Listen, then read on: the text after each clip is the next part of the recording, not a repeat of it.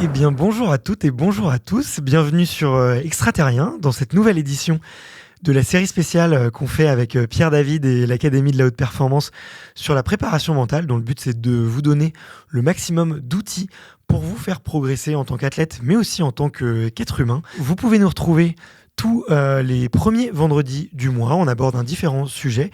Et aussi, il y a une petite playlist sur Spotify ou sur YouTube où vous pouvez retrouver tous les épisodes qu'on a fait ensemble avec Pierre. Je t'ai pas présenté, Pierre. Est-ce que tu pourrais le faire ? Salut. Salut Bart, et je suis vraiment ravi d'être ici avec toi pour cette nouvelle série. Du coup, Pierre le prénom, David le nom. Je suis fondateur de l'Académie de Haute Performance, donc qui est une entreprise qui aide les sportifs, entrepreneurs, étudiants à être sereins et confiants dans le milieu compétitif et enlever la peur de l'échec. Bon, écoute, c'est hyper complet. Je sais que vous avez accompagné plusieurs centaines d'athlètes. Ouais, moi aussi. Je vous ai recommandé pas mal de monde, les yeux fermés. Je sais que même Maëlys de mon équipe vous a rejoint. Vous faites des miracles avec la méthode de la dépolarisation. Et puis, moi, je recommande aussi beaucoup pour les gens qui veulent découvrir un petit peu ton travail, c'est tes livres. Ouais, clairement. Ouais. Tu peux les présenter un petit peu ? Ouais, du coup, les livres que je conseille, il y a vraiment l'identité gagnante. Pour moi, c'est l'âme, c'est vraiment la philosophie de l'académie et comment le processus de dépolarisation est né. Et après, on a le zoom sur... Alors, on a entrepreneur gagnant pour les gens qui s'intéressent à l'entrepreneuriat. Et après, on a le zoom sur la méthode de dépolarisation qui est le livre Préparation mentale gagnante. Où dans celui-ci, on peut retrouver justement 4 témoignages de 4 médaillés olympiques, une dizaine de témoignages de sportifs, un témoignage d'un psychologue qui a été 12 ans prof à Paris-Descartes, et le préface fait par Victor Sebastiao, qui était mon préparateur en équipe de France de salle boxe française et qui s'est formé à la dépolarisation et qui maintenant fait de la dépolarisation avec les athlètes. Ok, d'accord. Donc c'est l'arroseur arrosé, quoi. Enfin, c'est la boucle est bouclée plutôt. C'est ça, la boucle est bouclée, exactement. Ok. Et écoute, chapeau pour coacher son propre entraîneur. C'est quand même peu d'athlètes peuvent s'en vanter. Donc voilà, normalement, je crois que c'est le 11e épisode qu'on fait ensemble avec Pierre. Donc allez retrouver les précédents épisodes. Franchement, c'est une mine d'or. Et puis si vous êtes chez vous, prenez un petit bout de papier, un crayon, parce que la plus longue des mémoires ne vaudra jamais le plus court des crayons. Et donc, comme on délivre beaucoup de valeur, n'hésitez pas à prendre tous ces conseils et les noter, à surtout les appliquer. Aujourd'hui, c'est un épisode un petit peu particulier. Je voulais comme on est sur une deuxième série de tournage, je voulais qu'on commence avec quelque chose d'un peu plus facile. Et notamment, un sujet un peu qui me touche, moi, en ce moment, et parler un petit peu de productivité, aussi de routine de manière générale. Je m'intéresse beaucoup aux routines et comme je te vois beaucoup sur les réseaux, je vois que ta boîte elle grandit, je vois que tu travailles avec beaucoup d'athlètes, je me dis tiens, est-ce que Pierre il doit sûrement avoir des très bonnes recommandations d'habitudes qu'il a pris de sa vie d'athlète, qu'il a transposé dans sa vie d'entrepreneur. Donc j'ai une question un peu large pour commencer cet épisode de façon assez naturelle et spontanée. Toi, c'est quoi tes habitudes aujourd'hui pour performer en tant qu'entrepreneur ? Pour performer, alors c'est vrai que des fois on va chercher des routines, etc. et des outils qui peuvent être complexes et chercher la petite pilule magique, entre guillemets. Et pour autant, avec le temps, je vois que j'ai des routines moi, qui fonctionnent quand même depuis quelques années. Et en même temps, il y a un pattern de fond qui est vraiment la première base, c'est de suivre ce qui est réellement et intrinsèquement important pour moi. Ok. Ça, et de capitaliser dessus et surtout pas m'éparpiller dans des tâches qui sont moins importantes pour moi. Donc, la première étape, c'est vraiment, avant même de passer sur de la routine, c'est de se poser et de noter sur un papier... peut-être de se poser la question, qu'est-ce qui est intrinsèquement important pour moi ? Est-ce que c'est de voyager ? Est-ce que c'est monter une entreprise ? Est-ce que c'est être avec ma famille ? Mais noter le top priorité, en fait. Ça, c'est vraiment important. Et on peut faire un tableau, colonne de gauche, on va noter le top de ses priorités. Et colonne de droite, on va regarder comment est-ce que je répartis mon temps aujourd'hui. Et déjà, ce qui va se passer, c'est que des fois, on va voir qu'il y a des items qui sont à gauche, mais qui, dans un certain ordre, une certaine hiérarchie. Et à droite, on va voir que c'est pas aligné en fait avec la colonne de gauche. Et du coup, on va avoir la perception de perdre énormément de temps parce qu'on va occuper notre temps à travers des choses qui sont pas réellement importantes pour nous. Ouais. Et donc, on va faire passer ce qui est réellement important pour nous en deuxième. Ouais. Je sais pas si tu as déjà vu la vidéo d'un professeur qui donne à ses élèves, il remplit un bocal avec d'abord des gros galets, puis des petits galets, puis le sable. Ben là, c'est un peu la même chose. Donc déjà, si on veut gagner du temps, c'est important de vraiment s'attaquer à ce qui est réellement important pour nous en premier. Ça, c'est vraiment le pattern. Ouais, bien sûr. Mais je le vois beaucoup, effectivement, si on essaie de s'appliquer des routines sur lesquelles on n'est pas spécialement motivé ou on n'a pas associé une motivation profonde ou une envie profonde, c'est vrai que ça tient difficilement dans le temps, quoi. C'est ça, exactement. On va voir, on va le traiter aussi, mais on va voir que ça a demandé beaucoup de motivation, alors que finalement, les routines, si on est vraiment aligné dans nos valeurs, ça vient tout seul et c'est juste du plus. Donc après, dans les routines, moi que je fais depuis des années quand même, et c'est intéressant de voir que ça avance bien. La même que j'ai depuis tous les jours, c'est simplement je fais ce qu'on appelle des incantations. Donc en gros, j'ai une liste, une feuille A4 de vraiment mes objectifs long terme, court terme, du coup qui évoluent tous les ans bien sûr, et je répète ça tous les jours. Moi, je fais ce qu'on appelle la morning formula, c'est-à-dire ça commence avec je suis Pierre David, voici ce que je suis, ce que je fais ensuite, et derrière ce que j'obtiens en fait dans la vie. Donc je fais vraiment une ordre entre être, faire, avoir. Je suis un entrepreneur à succès, je fais des conférences et des formations, j'ai en retour des gens qui me suivent, qui me font confiance, etc. Donc vraiment faire un ordre entre être, faire, avoir. Et ça, cette morning formula depuis, je pense, 2017, alors qui a évolué parce que c'est rigolo de voir en mode cet objectif-là, il est atteint, next. Et du coup, qui évolue tous les ans, à peu près, je le remets à jour. Mais ça, je l'ai avec moi, je le récite tous les jours, en fait, je regarde tous les jours. Donc ça, c'est la première étape pour moi qui est vraiment qui fonctionne, en tout cas celle que j'ai gardée. Ok, c'est marrant parce que je sais pas si tu as lu mes dernières newsletters là, qui étaient sur l'importance du carnet, mais en gros il y a eu une étude scientifique qui montre il y a plusieurs cohortes de personnes. Il y a des gens qui ne se fixent pas d'objectifs et ne les lisent jamais, des gens qui écrivent leurs objectifs et ensuite les oublient, et des gens qui écrivent leurs objectifs et ensuite qui les lisent tous les jours, en fait, juste les relire. Et en fait, je crois le pourcentage de réussite il augmente de plus de 50% chez ceux qui les relisent tous les jours. En fait, c'est bien beau de se fixer des objectifs, mais si on les perd de vue, en fait, si on les a pas à l'esprit en permanence, ça sert pas vraiment à quelque chose. Donc toi, c'est exactement ce que tu fais tous les jours, quoi. Ouais, exactement. Et je vois que ça fonctionne. Du coup, je le fais. Et une fois que j'ai fait ça, donc le matin, je me lève. C'est vraiment ce que je fais en premier le matin, quoi. C'est vraiment, je m'étire un peu et je me pose et je fais ça. Tu le lis à haute voix ou tu le... Je le lis à haute voix. Alors, ça dépend si quelqu'un dort juste à côté, mais autrement, en règle générale, je le lis à haute voix. Enfin, je le crie pas, tu vois, mais je le lis à haute voix. Par contre, dans les gens que l'on forme, au début, on leur demande de vraiment le répéter plus à voix vraiment haute et en l'affirmant. De le vivre. Le vivre et l'affirmer. Moi, aujourd'hui, alors, je ne sais pas si c'est par habitude ou pas, c'est ça que j'ai laissé, mais je le répète juste à haute voix. Et ensuite, une fois que ça c'est fait, je me pose et je fais une visualisation. Donc, je fais une visualisation. En général, je fais des visualisations. Je dis aux gens que faire des visualisations de 5 minutes, ça suffit. Moi, j'ai une période où je visualisais simplement 5 minutes. Aujourd'hui, je visualise plus pendant 20 minutes. Je fais méditation après visualisation. En général, depuis un an, je suis sur des méditations de 20 minutes. J'ai eu une période, c'était 5 minutes. Donc, je pense que 5 minutes, ça suffit. Et de le faire vraiment au feeling et trouver ce qui est important. Si 20 minutes, c'est trop long, je préfère que les gens font juste 2 minutes de visualisation et au moins, ils le font, quoi. Je préfère vraiment ça, tu vois, et pas s'obliger de faire un quart d'heure de méditation alors que c'est un peu chiant. Non, je préfère que les gens le fassent 2 minutes, mais tous les jours, que plutôt le faire un quart d'heure tous les 5-6 jours. Donc moi, en ce moment, je suis sur 20 minutes. C'est possible que dans un an, je passe à 30. C'est possible que dans un an, je passe à 5. J'ai vraiment lâché prise aujourd'hui là-dessus. Et quand je fais mes visualisations, je suis attentif à ressentir que c'est dans le corps. C'est-à-dire que je me visualise à réaliser mes objectifs, mais que je ressens vraiment dans le corps. Ce qui se passait avant 2017 et quand j'arrive sur le concept de dépolarisation, eh bien, je faisais mes visualisations, mais c'était dans la tête. C'était de l'imagination. Pourquoi ? Parce qu'il y avait cette fameuse polarité en mode je courais après des objectifs qui étaient plutôt des fantasmes, genre rouler avec des grosses voitures, etc. Et c'était pas réellement important pour moi. Et du coup, ça restait dans la tête. Donc, si la visualisation n'arrive pas à rentrer dans le corps, et quand on visualise, on sent que c'est pas incarné. Incarné, c'est in carnis, c'est dans la chair. Si on sent que ce n'est pas dans le corps et qu'on le ressent pas, c'est que très probablement, on n'est pas aligné. C'est-à-dire qu'il y a peut-être quelque chose qui nous empêche de croire, de s'autoriser à vivre l'objectif, ou alors c'est pas aligné. Donc soit on est polarisé sur un concept, donc arrogance, égoïste, malhonnête, quelque chose comme ça, soit illégitime aussi, soit c'est pas aligné avec nous.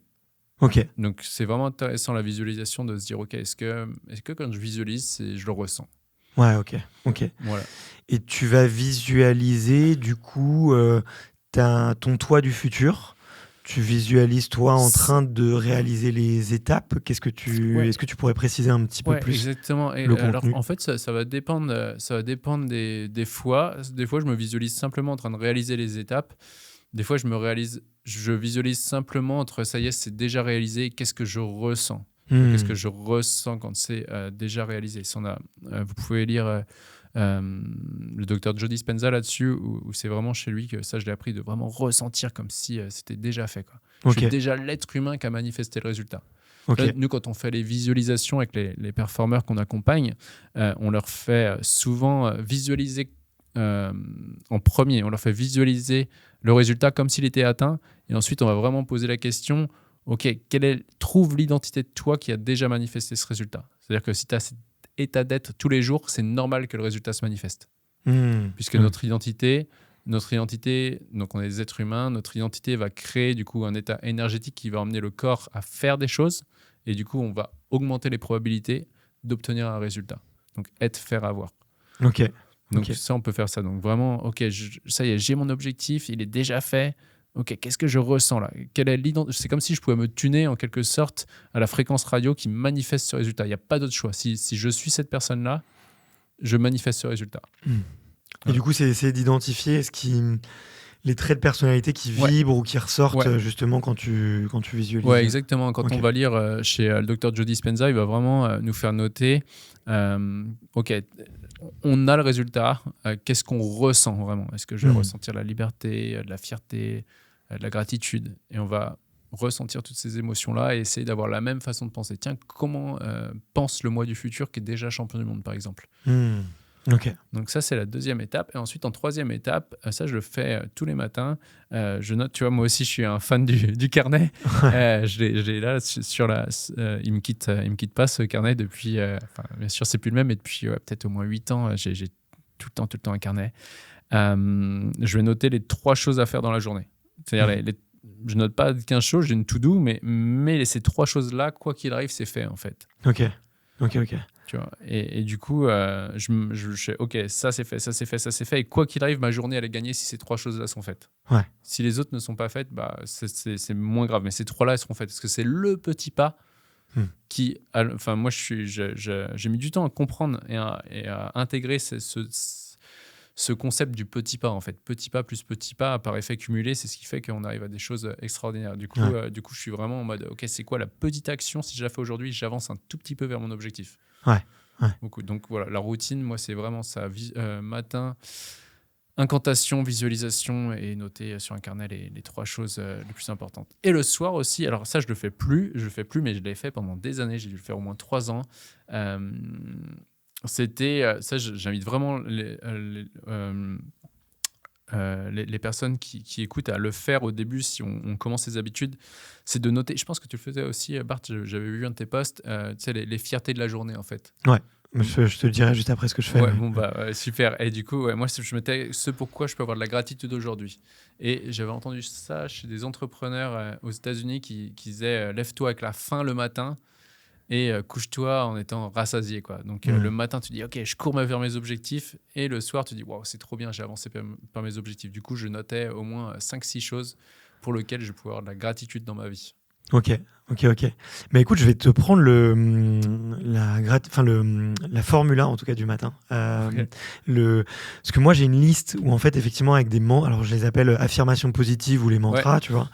Et c'est que du je suis. Tu vois. Donc tu vois, je suis organisé, je suis combatif, je suis résilient. et j'ai pas effectivement écrit l'objectif que j'ai envie d'atteindre et ce que j'ai envie d'obtenir et de faire. Ouais. Donc je vais te le prendre parce que je pense que c'est ultra efficace. Et justement, le docteur John DiMartini, avec lui, j'ai pris la Morning Formula. Il disait que justement, souvent les gens mettaient je suis organisé, par exemple, mais il n'y avait pas l'étape du faire après. C'est-à-dire, ok, comment ça se manifeste concrètement dans la vie. Ok. Tu vois, et du coup, qu'il y ait une suite logique pour que le cerveau associe vraiment entre l'état d'être. Ok, je suis organisé, mais factuellement, ça se représente comment? Et déjà, faire le pont entre ok, je suis organisé, mais dans quel domaine de vie spécifiquement?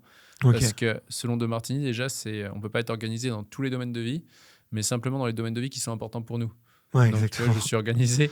Donc, et aller voir, ok, factuellement, je suis organisé et voici ce que je fais pour être organisé. Enfin, voici ce que je fais en étant organisé et voici donc le résultat que j'ai. Être, faire, avoir. Ouais. Et ça, j'ai vraiment bien aimé.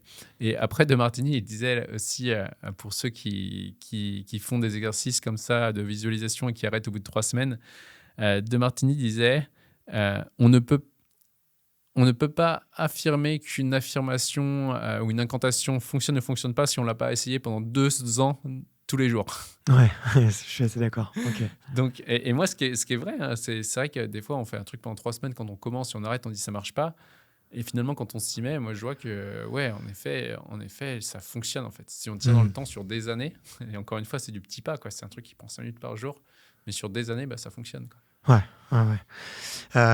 Tu sais, c'est la fameuse théorie du 0,1% chaque jour. C'est ouf. Ça arrive, je crois, à plus de 10 000% au bout de 10 ans. Voilà, donc, on est sur l'effet cumulé. Et puissant, ouais. Mais tu vois, j'ai eu ça avec l'écriture. Moi, ça a mis du temps avant que j'ai vraiment les bénéfices. Il a fallu que j'écrive aussi de plus en plus, en fait. Tu vois, comme ça marchait pas, j'écrivais de plus en plus. Okay. Donc maintenant, tu vois, j'écris quasiment 2 pages par jour là sur un carnet comme ça. Comme celui-là, tu vois. Ah ouais, 2 pages par jour. Enfin, une page recto verso. Ouais. Une page recto verso. Et moi, qu'est-ce que j'écris dedans? Effectivement, alors, de la gratitude, j'essaie de trouver 3 points sur lesquels je suis reconnaissant.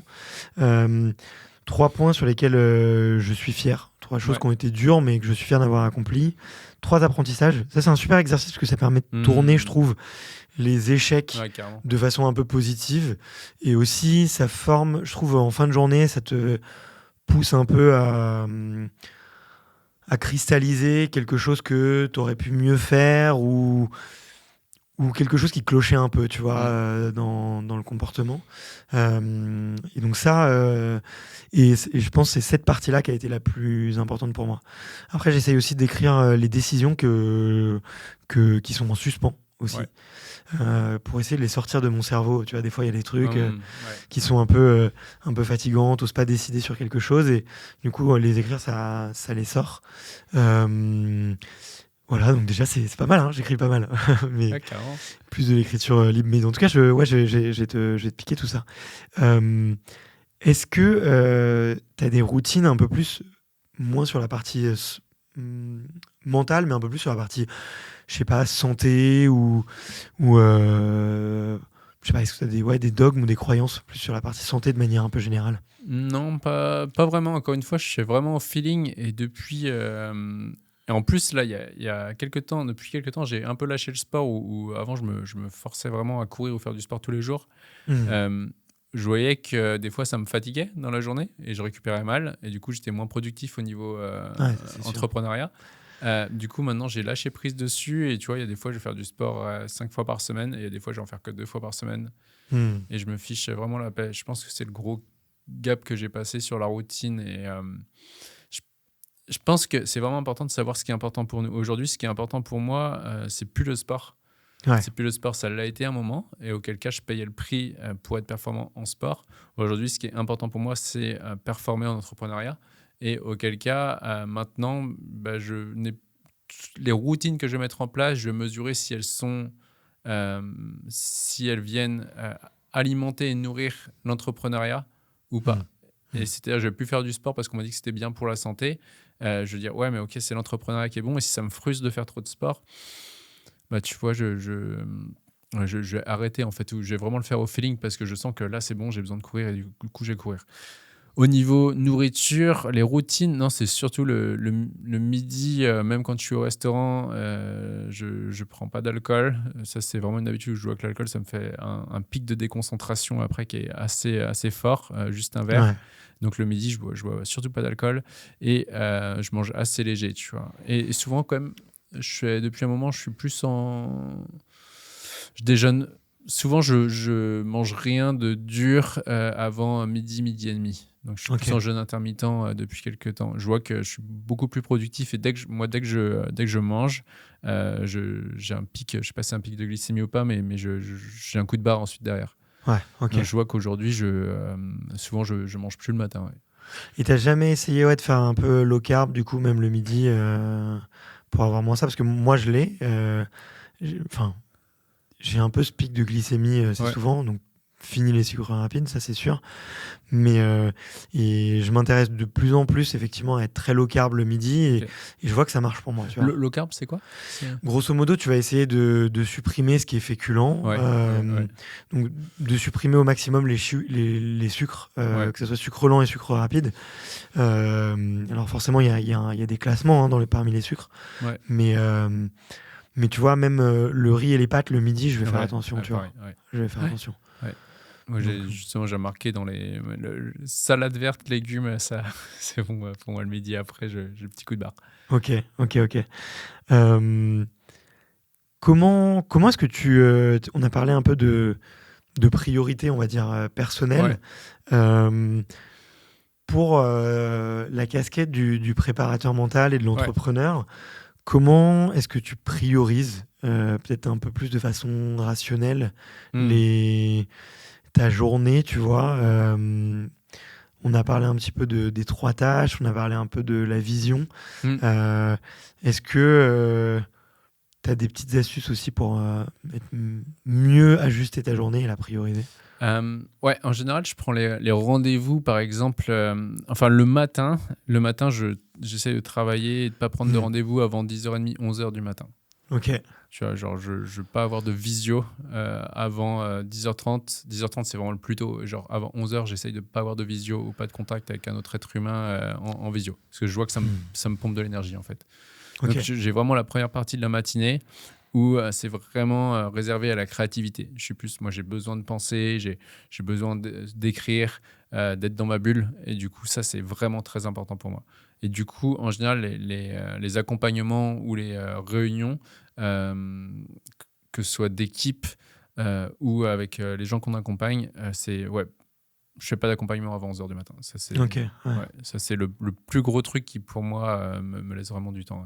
Enfin, me fait que je suis plus efficient. Et quand je suis en période d'écriture de livres, j'écris en général avant 9h du matin. C'est-à-dire que sur mon livre que j'ai écrit, enfin les deux d'ailleurs, enfin surtout Identité gagnante, j'avais écrit en peu de temps, mais je me levais genre à 4h30 ou 5h du matin de manière naturelle, sans réveil. Je me couchais tôt. Et là, en fait, j'ai remarqué que si je travaille de 5h à genre 9h, c'est là où je suis le plus productif. Je l'ai fait qu'une fois pour le premier livre. Pour le deuxième livre, je faisais, mais je pense que je commençais à bosser dès 6h30. Quoi. Ok. Ouais. Quand je suis en période d'écriture de bouquin, je me mets vraiment en mode machine et c'est marrant parce que je vais me coucher plus tôt et je me réveille naturellement avec l'envie d'écrire en mode OK, go, on y va. Quoi. Et moi, ce que j'ai remarqué, alors bien sûr, quand il fait noir, c'est plus difficile. Le matin et quand c'est l'hiver, c'est plus difficile. Mais en tout cas, c'est vrai que ces périodes-là où je suis très productif, c'est quand je travaille, quand tout le monde dort. Ouais. Okay. Là, j'ai un pic de productivité qui est juste extraordinaire. Donc, je ne le fais pas tout le temps parce que je ne le tiens pas dans le temps. Mais par contre, je peux le tenir sur un trimestre. Ok. Hyper intéressant. Là, moi, je me suis rendu compte que ça fait 45 jours que je n'ai pas bu une goutte d'alcool. Là. Ouais. Et depuis 10 jours, donc à peu près au bout d'un mois, je me suis mis à me lever à 5h du matin naturellement tous les jours. Et pourtant, je me couche à minuit, tu vois. Ok. Donc ça fait 10-12 jours là, du coup j'enchaîne 5 heures de sommeil. Il y a eu une nuit où j'ai fait 8-9 heures, tu vois, une grosse nuit de week-end quoi. Et je me rends compte le matin j'ai une espèce d'énergie que j'avais pas à d'autres moments quoi. Et en fait je l'avais déjà fait, si tu veux, j'avais déjà complètement arrêté l'alcool pendant des périodes, mais généralement elles étaient associées à des grosses périodes de sport. avec des très fortes charges d'entraînement. Quand on s'était vu et que je préparais justement l'Aerox, ça tombait à ce moment-là. Et en fait, j'avais tellement d'entraînement que j'avais pas ce pic d'énergie qui me faisait me lever plus tard. Et là, je l'ai en ce moment parce que je m'entraîne de manière un peu plus légère, mais quand même 1 heure par jour. Okay. Et là, je vois à quel point ma productivité elle a décuplé, quoi. Et avoir 2 heures en plus dans sa journée, c'est un vrai cheat code quand même. Ah, c'est clair. Et surtout quand tout le monde dort. Ouais. Parce qu'après 9 heures, tu commences à avoir les notifications sur WhatsApp, les gens ou sur Slack, l'équipe qui commence à t'écrire. Ouais. Donc, quand tu te mets 2 heures avant que tout le monde commence. Il n'y a pas mieux. Il y a vraiment une clarté mentale. C'est vraiment top le matin. Ouais, le week-end aussi, moi, c'est horrible. Hein. J'ai l'envie de bosser le week-end. C'est clair. Donc, parce que c'est calme, c'est reposant. J'ai l'impression que c'est pas frénétique, quoi. Et puis surtout, moi, ce que j'aime bien comme sensation, c'est que le week-end, tu n'as aucun rendez-vous dans ta journée, généralement. Ou si c'est un rendez-vous, c'est peut-être plus avec des amis ou quelque chose d'un peu plus plaisant. Alors toi, tu fais beaucoup de séminaires les week-ends, donc il y a les séminaires, les week-ends, tu fais beaucoup de choses. Mais ce que j'aime bien dans ces journées-là, c'est que j'ai pas la pression et du coup, je peux me mettre aussi sur des tâches plus profondes sur lesquelles je peux aller plus en détail. Là, un des gros trucs là, que je mets en place, moi, c'est un espèce de mood board du succès. Donc, je me suis fait un énorme tableau avec des photos de gens que j'admire, de gens que je côtoie. Et d'ailleurs, t'étais dessus. Donc, beaucoup de gratitude de t'avoir là. Mais des gens qui m'impressionnent et à qui j'ai envie de ressembler ou que j'ai envie de voir plus. Des vues que j'aimerais bien voir plus souvent, tu vois, ce genre de choses. Et tu vois, ça m'a pris 2 ou 3 heures à le construire. Wow. Tu vois, et sur une semaine, je me serais pas pris ce temps-là, tu vois. Et du coup, je l'ai pris le week-end, quoi. Donc j'aime bien le fait aussi. Je trouve que ça rend créatif de pas avoir de rendez-vous, tu vois. Et pas d'avoir un peu cette pression du temps. Est-ce que c'est un sujet, la productivité pour les athlètes, la concentration, les routines. On va faire un épisode sur la concentration en compétition qui va sortir probablement dans quelques mois. Je vous encourage. Je pense qu'on va le sortir aux alentours des JO parce que ça fera sens. Mais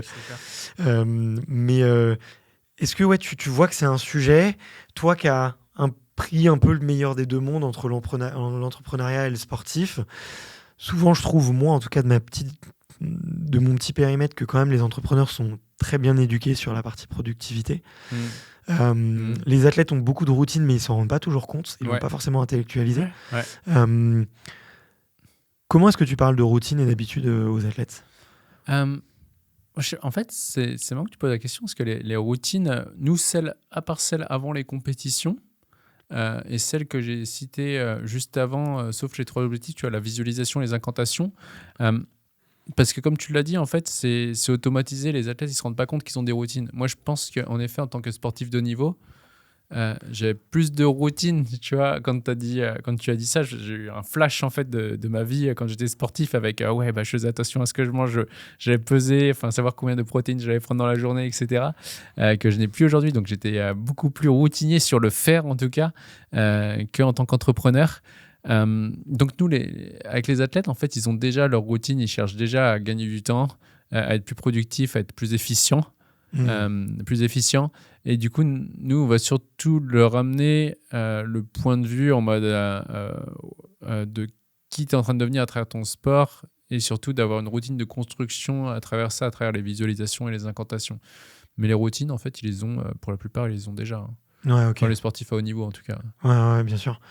Et ils savent facilement intégrer des nouvelles routines ? Quand ils voient que ça marche, oui. Ok, ouais. Ah ouais, c'est ça. C'est pour ça que j'aime autant travailler avec les sportifs de haut niveau. C'est que les entrepreneurs, je ne vais pas me faire que des amis aujourd'hui, mais les sportifs de haut niveau, à faire les sessions, c'est dingue. Même sur les dépolarisations, ils automatisent la dépolarisation plus rapidement que le sportif, que l'entrepreneur dès qu'il voit les bénéfices. D'accord. L'entrepreneur, il attend, on lui dit fais une autre séance, fais ta séance tout seul entre 2 séances. Et il attend la prochaine très souvent, pas tout le temps. Il y a des bons élèves. Il dit moi je savais que je te voyais, donc je sais pas. Mais les sportifs, sont très Mais c'est différent avec les entrepreneurs parce qu'ils ont l'habitude ils ont beaucoup de temps d'espacer, ils voient pas ça comme un entraînement et du coup quand c'est cadré en fait l'heure qu'on a avec nous, ils disent bah c'est à cette heure-ci où je vais faire la dépolarisation. Mais que les sportifs en fait ils sont très souvent très coachables. Dès qu'ils captent après la première séance où ça se voit directement, où il fait la première séance et là hop il voit qu'il prend plus sa place, il est plus sûr de lui, bah directement il intègre toute l'utilité du process. Et vu qu'il a compris et intégré l'utilité de la routine, la nouvelle chose à faire, bah, il le met dans sa routine facilement. Ouais. Ok. Ils ont une approche très héroïste et très itérative. Ouais, c'est ça. Bah après, l'entrepreneur, c'est plus difficile de lui faire rentrer des choses dans sa to-do list. Ouais, c'est clair, c'est ça. Il faut vraiment qu'il voit vraiment les bénéfices. L'entrepreneur, il met un peu plus de temps à le faire tout seul, en tout cas. Ouais, bien sûr. Ok, c'est hyper intéressant. Et est-ce que toi, tu pourrais avoir, je sais pas, des conseils ou justement vis-à-vis des athlètes qui peuvent avoir un peu plus de mal à intégrer des nouvelles habitudes ou à améliorer un peu leur productivité? Comment est-ce que tu les accompagnes? Qu'est-ce que tu leur recommandes? Moi, je reviens souvent sur le prix à payer. Si je lui pose la question, on est assez direct à l'Académie de haute performance. C'est-à-dire, si quelqu'un a une routine à mettre en place, on lui pose la question est-ce que tu perçois qu'elle va t'aider si tu la mets en place pour atteindre ton objectif? Oui, non. Et s'il me dit oui, je lui dis ok. En gros, ce que tu es en train de dire, c'est que si tu ne mets pas la routine en place et que tu perçois que c'est important pour toi, si tu la mets en place, tu vas gagner de l'efficience sur tes compétitions et que tu la mets pas en place, c'est probablement est-ce que l'objectif est assez important pour toi pour que tu payes le prix en fait. Nous, on vient sur le prix à payer. Prix à payer. L'autre fois, je parlais avec un entraîneur là, d'une équipe pro et justement, il disait j'ai tendance des fois dans mon discours à fragiliser certaines personnes et tout. Et mais est-ce que c'est ce discours qui amène tes joueurs plus haut? Bah ouais. Et du coup, s'ils se plaignent, est-ce qu'ils sont prêts à payer le prix? Ah bah non, ils sont peut-être pas prêts à payer le prix de la compétition. Donc, dès qu'on arrive dans une dynamique de compétition, on est sur de la pyramide. Et il y en a qu'un qui arrive en haut, il y a un gagnant, un perdant, et à un moment donné, c'est est-ce que je suis prêt à payer le prix? Donc, Donc, s'il y a une routine et qu'un sportif, j'ai du mal à mettre cette routine en place et qu'il est sûr à 200% que s'il met cette routine en place, il va avoir des meilleurs résultats et qu'il ne le fait pas, c'est que l'objectif n'est pas assez important pour lui. Ouais. Mais c'est marrant ce que tu dis parce que ça me fait beaucoup penser, tu vois, au discours de certains entrepreneurs qui est de plus en plus... on peut avoir beaucoup de succès sans beaucoup travailler ou sans avoir beaucoup de discipline. On entend aussi, tu vois, pas mal d'athlètes, tu vois, certains athlètes pour qui ont très confiance en eux et qui vont dire oui, j'ai pas besoin de la préparation mentale, on peut y arriver sans. Oui, c'est vrai. Et moi, ce que j'aime bien leur dire, c'est ouais, bien sûr, mais il faut savoir que il y aura un jour où il y aura quelqu'un qui sera prêt à le faire et à payer ce prix-là en plus que toi tu ne feras pas. Et ce jour-là, ça fera peut-être la différence. Et ça, c'est assez dur à entendre des fois, mais c'est véridique. Enfin, moi, j'ai des amis que je connais qui ont été champions du monde plein de fois, ils n'ont jamais fait de préparation mentale. Donc, mais peut-être et à l'inverse, il y a des gens, enfin, pas à l'inverse, il y a des gens qui ont été champions du monde plein de fois et sans avoir besoin de préparation mentale, mais un jour, pour X ou Y raison, eh bien, la machine est enrayée, quoi. Et là, il y a besoin. Donc, encore une fois, on essaye de pas avoir de dogme. Tu as une stratégie qui fonctionne aujourd'hui, garde-la, en fait. Mais si demain, tu vois qu'il y a un truc à remettre en question, pose-toi des questions. Ok. Bon, on a fait bien le tour du sujet. Ça nous a lancé pour notre petite session d'enregistrement aujourd'hui. Où est-ce qu'on peut vous retrouver, Pierre, si jamais il y a des sportifs, des entrepreneurs qui veulent en savoir un petit peu plus sur ton travail et qui veulent prendre contact avec toi, par exemple? On a l'Académie de haute performance sur le site, tout simplement. Sur le site, pour les gens qui veulent prendre contact avec nous, ils cliquent sur un rendez-vous qui est offert. Ils tomberont sur quelqu'un de l'équipe, Julien, Raphaël, Hakim ou Clarisse. Ok, je vais mettre le lien dans la description de l'épisode pour que ça soit hyper simple. N'hésitez pas aussi à aller lire les livres de Pierre, franchement je vous les recommande chaleureusement. Et puis si vous êtes un peu branché LinkedIn. Pierre écrit depuis un petit moment sur LinkedIn, donc je vous recommande d'aller lire ses posts. Voilà, et les miens aussi, surtout. Ouais, voilà. Salut Pierre, merci beaucoup. Salut Bart, merci.